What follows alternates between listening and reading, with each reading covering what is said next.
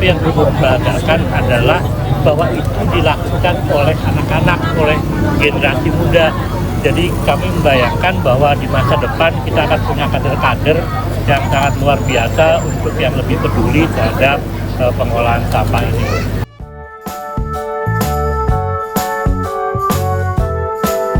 Teman-teman sudah paham bahwa ini adalah peringatan ke-20 sejak adanya bencana kemanusiaan di TPA Lewi Gajah di tahun 2005, 1 Februari 2005, yang kemudian itu sudah menggugah kesadaran semua komponen bangsa ini untuk lebih baik dalam mengolah sampah. Oke, sekarang kita lihat bahwa sudah masih banyak yang harus kita perbaiki, masih banyak yang harus kita tingkatkan dalam pengolahan sampah. Upaya-upaya itu sekarang semakin kita kuatkan, termasuk sekarang di pasar. Pasar itu kenapa kemudian kita pilih? Karena memang timbulannya itu signifikan. Dan yang paling kemudian menjadi alasan adalah sebetulnya sampah dari pasar ini punya potensi untuk bisa digunakan kembali. Jadi sebetulnya kita bisa mengatasi sampah pasar ini dengan lebih bijak. Asal kita mau, saya percaya pasti kita bisa. Mau kita gunakan sebagai, tadi teman-teman di sini udah dibuat kompos, buat pagot, dan tadi saya bilang sebetulnya buat pakan ternak bisa juga jadi alternatif. Itu sebetulnya harapannya sudah semakin sedikit sampah yang dari pasar itu yang masuk ke TPA. Jadi alasan utamanya seperti itu, karena selama ini kalau kita lihat sebagian besar yang masuk ke TPA itu yang masih raw. Jadi benar-benar sampah nggak dipilah, kemudian nggak dipilih, langsung semuanya masuk ke TPA. TPA-nya jadi berat, jadi cepat penuh. Yang kemudian kalau kemudian sampahnya ini organik, berarti kan kemudian akan timbul proses dekomposisi secara anaerobik yang menimbulkan kemudian gas metan. Nah, kejadian di Lewi Gajah itu gara-gara gas metan. Gas metannya kekumpul akhirnya meledak. Nah, sementara kalau gas metan itu supaya nggak meledak, berarti kan disalurkan. Kalau hanya disalurkan ke udara, gas metan itu merupakan gas rumah kaca yang daya rusaknya jauh lebih tinggi dari CO2. Jadi ini yang harus benar-benar kita lakukan pengolahan karena memang dampaknya menjadi besar itu.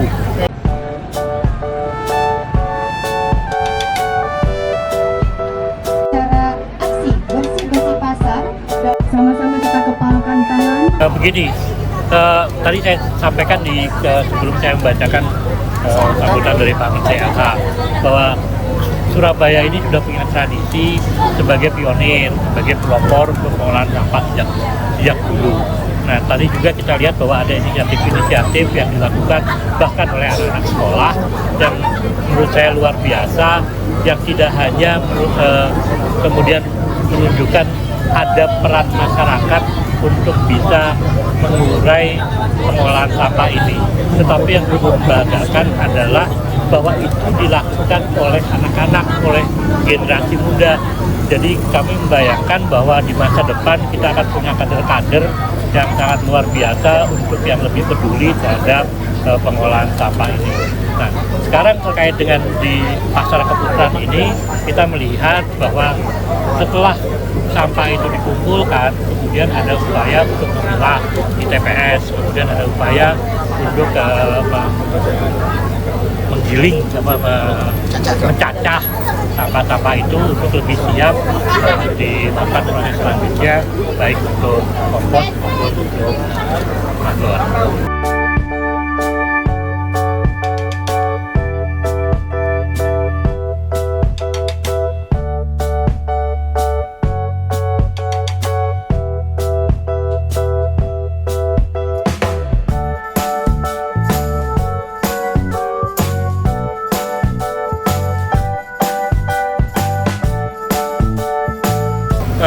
Begini, sebetulnya tadi Pak Sekda juga menyampaikan bahwa sekarang upaya Kota Surabaya untuk mengurangi sampah yang masuk ke TPA adalah dengan waste to energy.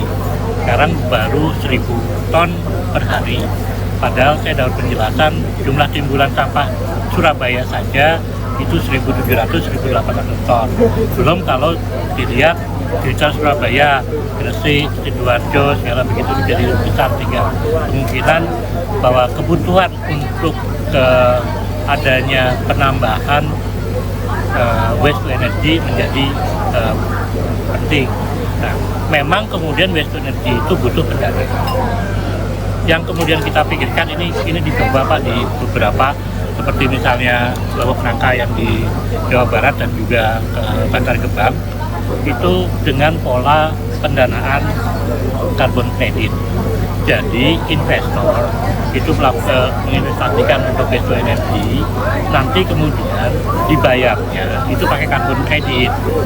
Jadi itu mudah-mudahan bisa kemudian mengakselerasi untuk upaya-upaya meningkatkan pengolahan sampah, terutama meminimisasi jumlah sampah yang masuk ke TPA, sambil kemudian kita juga menghasilkan energi yang lebih hijau begitu.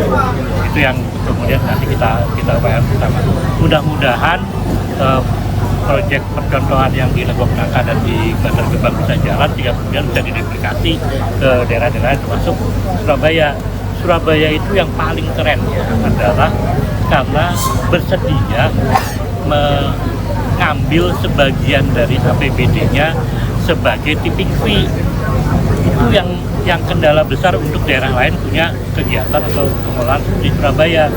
Nggak semua daerah punya, belum tentu punya kemampuan. Kalau punya kemampuan pun belum tentu mau menyisakan APBD-nya untuk pengolahan sampah, untuk tipping fee ini pasti cukup besar.